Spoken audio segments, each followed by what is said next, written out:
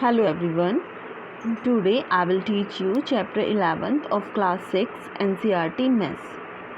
The name of this chapter is algebra और इस chapter में हम algebraic expressions, वेरिएबल्स और इस तरह की कुछ टर्म्स को पढ़ने वाले हैं।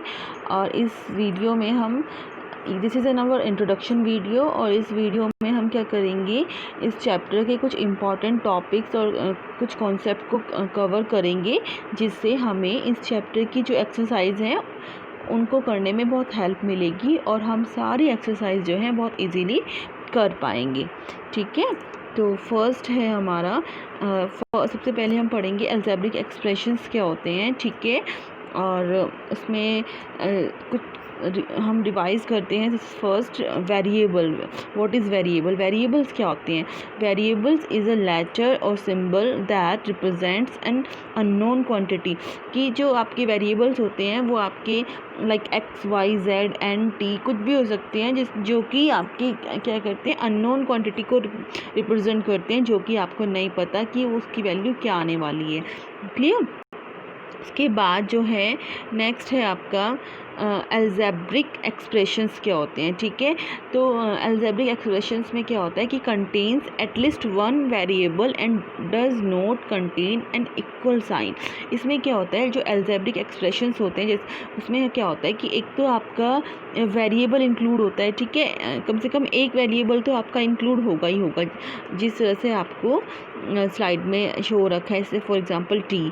और ठीक है, और कोई भी नंबर साथ में। ठीक है, जैसा हमने प्रीवियस क्लासेस में पढ़ा है कि एक्सप्रेशंस क्या होते हैं, आपके वेरिएबल्स और नंबर्स का के बीच में कोई ऑपरेशन लगा होता है तो वो आपका एक सिंपल एक्सप्रेशन बन जाता है। तो इसी तरह से अलजेब्रिक एक्सप्रेशंस भी वही हैं कि एक कम से कम एक वेरिएबल होना चाहिए और क्या होना चाहिए, और उसमें जो है इक्वल टू का साइन नहीं आना चाहिए। ठीक है, क्योंकि आपको पता है कि किसी भी एक्सप्रेशन में अगर क्या लगा होगा, इक्वल टू का साइन लगा होगा, तो वो जो है इक्वेशन की फॉर्म में कन्वर्ट हो जाएगी। ठीक है, वो एक इक्वेशन बन जाएगी। तो इक्वल टू का साइन नहीं होना चाहिए और एक वेरिएबल होना चाहिए और साथ में एक नंबर होना चाहिए, उनमें उनके बीच में कोई ऑपरेशन होना चाहिए। क्लियर? तो ये है आपका एक अलजेब्रिक एक्सप्रेशंस। ठीक है, उसके बाद है आपका कि for example, since an algebraic expression contain a variable, we can evaluate the expression if we are given what the variable equals. कि जो आपको एक एक्सप्रेशन दिया हुआ है, उसमें आपको फाइंड आउट करना है कि जो आपको वेरिएबल है उसकी वैल्यू क्या, उसकी वैल्यू जो है उस पूरे एक्सप्रेशन की जो है वैल्यू क्या आनी है। ठीक है, और आपको उसमें क्या गिवन हो जाता है, आपको गिवन जो वेरिएबल जो है उस एक्सप्रेशन में उसकी वैल्यू अगर आपको फाइंड आउट हो जाए, आपको गिवन हो जाए, तो आप उस पूरे अलजेब्रिक एक्सप्रेशन की वैल्यू जो है फाइंड आउट कर सकते हो।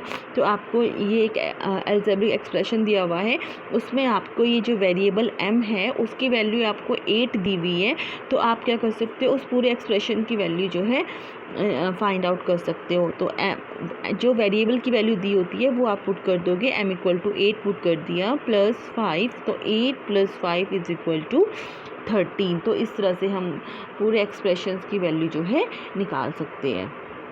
नेक्स्ट है आपका, you can use algebraic expressions to explain a relationship between quantities. तो आप क्या कर सकते हो कि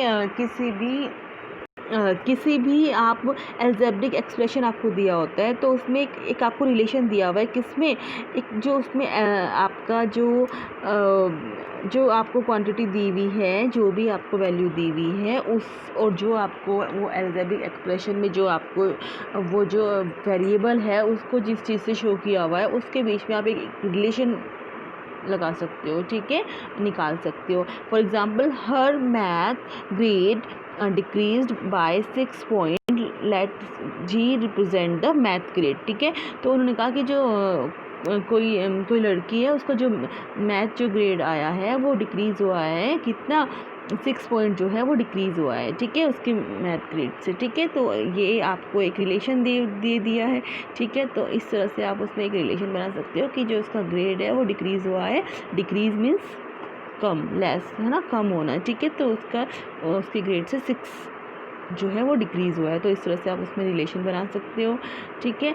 तो आपको कुछ वर्ड्स इसमें यूज़ होंगे जो आपको समझने पड़ेंगे जब आप उन वेरिएबल से जो है आप इक्वेशन बनाओगे या उनको एक्सप्रेशन की फॉर्म में लिखोगे, तो आपको कुछ टर्म्स जो है आपको समझ में आनी चाहिए कि वो क्या कहना चाह रहा है। देखो सिंपल आप words that leads to add, जो हमें एडिशन की साइड लेके जाएंगे, जो आपको ये बताएंगे कि आपको इस एक्सप्रेशन में एडिशन का ऑपरेशन जो है लगाना है। तो उसके लिए आप क्या करोगे, तो उसमें आपको क्या क्या किस तरह के वर्ड दिए होंगे। एक तो सम, ठीक है, more than, increase, plus, together. तो इस तरह के वर्ड जहाँ पे भी यूज़ होंगे तो आपको पता लग जाना चाहिए कि हमें जो है उसमें एडिशन ऑपरेशन लगाना है। क्लियर। उसके बाद जो है सब्ट्रैक्शन के लिए आपको किस किस तरह के वर्ड्स दिए होंगे, decrease, less, difference, minus, how many more, है ना। इस तरह के जो वर्ड्स होंगे जहाँ पे भी ये यूज़ होंगे तो वहाँ पे आपको सब्ट्रैक्शन ऑपरेशन को लगाना है। क्लियर। तो उसके बाद जो आता है मल्टीप्लिकेशन का ऑपरेशन आपको कहाँ पे यूज़ करना है, जहाँ पे आपको दिया होगा प्रोडक्ट, टोटल, एरिया, टाइम्स की 2 टाइम्स, 3 टाइम्स ऑफ, इस तरह के जो जहाँ पे वर्ड यूज़ होंगे वहाँ पे आपको क्या यूज़ करना है, मल्टीप्लिकेशन ऑपरेशन, ठीक है। उसके बाद है आपका words that leads to division के लिए आपको किस तरह के शेयर, कहीं पे शेयर आपको वर्ड दिया होगा, डिस्ट्रीब्यूट, है ना, फिर क्वोशिएंट या फिर एवरेज, है ना। इस तरह के जहाँ पे वर्ड दिए होंगे आपको, वहाँ पे आपको डिवीज़न का जो है ऑपरेशन जो है लगाना है ना। तो अब इस तरह की प्रॉब्लम्स को हम किस तरह से फेस करेंगे या किस तरह से आपको दी होंगी वो प्रॉब्लम्स, ये अब देखते हैं, ठीक है। तो फर्स्ट है प्रैक्टिस प्रॉब्लम जो हम करेंगे, जो अभी जिस तरह के वर्ड्स हमने अभी देखे कि हम किस तरह से वर्ड्स जो हैं वो क्वेश्चंस में आएंगे। तो फर्स्ट है 5 + y, 5 + y, तो प्लस मीन्स ऐड, है ना। तो 5 + y, सिंपल, है ना। तो इस तरह से हमने एडिशन जो है ऑपरेशन का यूज़ किया है यहाँ पे। सेकंड है आपका 6 टाइम्स q, टाइम्स किस में आया था आपके पास, मल्टीप्लिकेशन में। तो 6 टाइम q यानी कि 6 × q। क्लियर।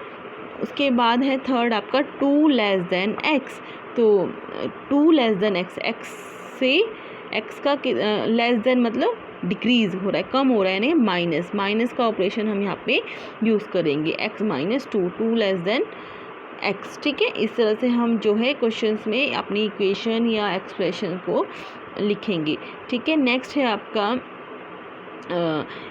नेक्स्ट जो प्रॉब्लम आते हैं किस तरह की आएंगी, इवेल्यूएट 7y व्हेन y = 2। तो आपको जो है किसी भी एक्सप्रेशन की वैल्यू जो है निकालनी होगी, जबकि आपको वेरिएबल की वैल्यू दी होगी, है ना।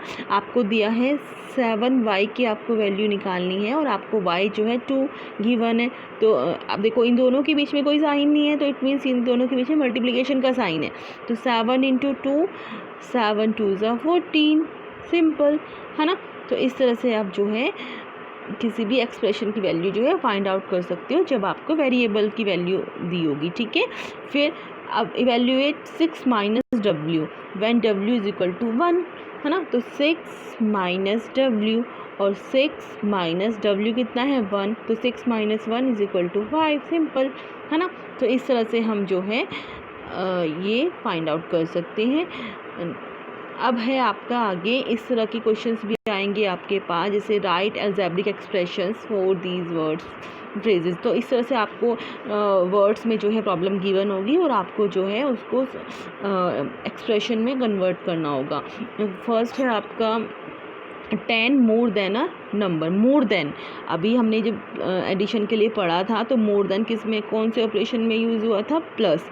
तो 10 मोर देन अ नंबर, एक नंबर का से कितना ज़्यादा, 10 ज़्यादा। तो वो नंबर सपोज़ करो हमारे पास n है, क्योंकि हमें नहीं पता वो क्या नंबर है, तो हमने उसको वेरिएबल की टर्म में हमने n लेट किया, तो n + 10, क्लियर, क्योंकि मोर देन है तो plus, a number decrease by 5, है ना, एक नंबर है जो हमें नहीं पता वो क्या नंबर है, तो हमने उसको w लेट करा वेरिएबल की फॉर्म में, और डिक्रीज कहाँ हुआ था, माइनस वाले ऑपरेशन में, तो w minus 5, 6 less than a number, एक नंबर का कितना लेस देन कहाँ हुआ था, माइनस में, माइनस के ऑपरेशन में हमने पढ़ा था, तो x माइनस 6, है ना, 6 less than a number increased by 8, increase कहाँ पढ़ा था हमने, एडिशन में, तो n प्लस 8, ठीक है। The sum of a number and 9, एक नंबर और उसका सम कहाँ पे पढ़ा था हमने, एडिशन में पढ़ा था, तो n plus 9, 4 more than a number, more than भी हमने कहाँ पढ़ा था, एडिशन में, y प्लस 4। तो इस तरह से हम इन वर्ड प्रॉब्लम्स को सॉल्व करेंगे, ठीक है, डिफरेंट ऑपरेशन लगा के। तो आई होप आपको क्लियर हुआ होगा। तो कुछ जो है हम इस एक्सरसाइज के जब क्वेश्चन सॉल्व करेंगे तो और अच्छे से हमें समझ आएगा। तो thank you and I will come again with new topic.